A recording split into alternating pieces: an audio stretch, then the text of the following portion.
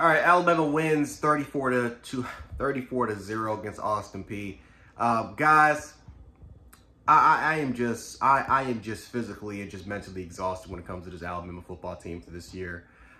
It's not even the fact that we lose games, right? Because I know a lot of people are going to call me spoiled, saying that, hey, a lot of other programs, they would kill to be in the position that we're in right now, and they are absolutely correct. But it's not even the fact that we lose games. It's the fact that we continue to go backwards when it comes to our development. We continue to go backwards when it comes to our mentality / mindset. We have not progressed as a football team. We have not progressed as a program. And that's why I'm pissed off. That's why I'm mentally drained. And that's why a lot of Alabama fans are just frustrated. Because we have not progressed as a football team. We have not gotten better. We have gotten worse. And I'm looking at this football team, and it's almost the same crap every single week. Penalties, unenforced errors. This offense once again continuing to show that Bill O'Brien continues to live in the past. Excuse me. With this 2005 offense, Pete Golding again. It's just coaching, just coaching mishaps, situational moments. This team continues to collapse. Receivers cannot get open, even against an undersized Austin Peay team, which they brought it today. Their secondary brought it today. And if there's any good part, is that we actually ran the football for damn near the majority of the game.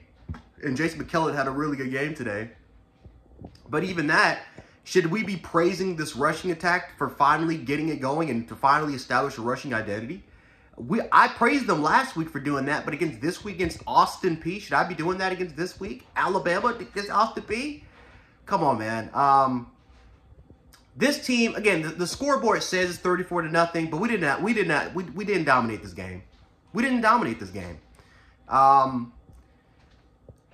Peay damn near made this game super competitive. We did not put our backups in until midway through the fourth quarter. And once again, we still have a lot of question marks from a lot of the backup players going into next year. A lot of these guys didn't even come in again until midway through the fourth quarter. We wanted to see questions about Jalen Milroe to see if he can progress. Maybe he could show a little bit sort of development since he's got a little bit of experience because of the Arkansas game and the Texas A&M game. And once again, we have not shown that ability to do it. We once again have not shown that we have not shown any sort of ability at all to develop or to progress when it comes to our football team. Nick Saban continued to talk about what his team this week. He challenged his team to, hey, we got to get our identity back. We can't be satisfied with 2 losses. We got to get our identity back. We're not playing for a national title, but we're playing for ourselves.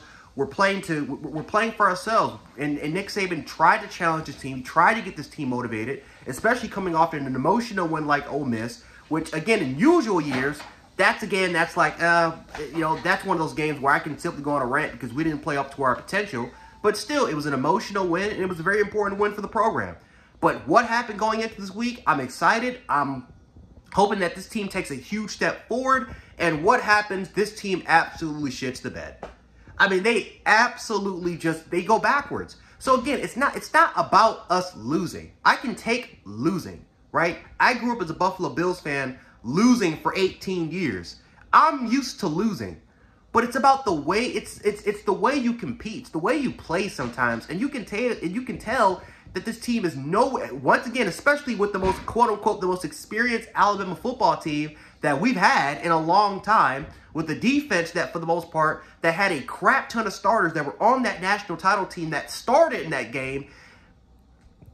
It's bad, like whatever, right? I'm not, it is what it is when it comes to that aspect. But this team is not playing like this team is not being developed. And a lot of it has to do with the players, and a lot of it has to do with this coaching staff. It's an all-around, if we have to do the blame game, it's an all-around effort by the team. It's all-around effort around the program. So, yeah, guys, I mean, because I already know there's going to be people in the comments that's going to sit up here and say that I'm just whining, I'm complaining, I'm spoiled.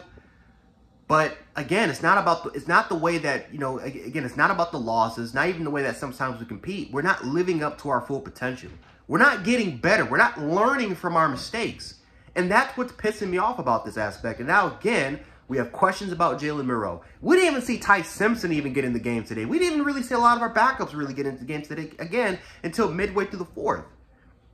Like, there's just no development with this team. So, I don't know, man. The Auburn game, that's going to be a close game. I'm not expecting this team to blow out Auburn. It's going to be extremely close. It's going to be very, very competitive. Auburn fans now have hope now. They're going to be talking their stuff.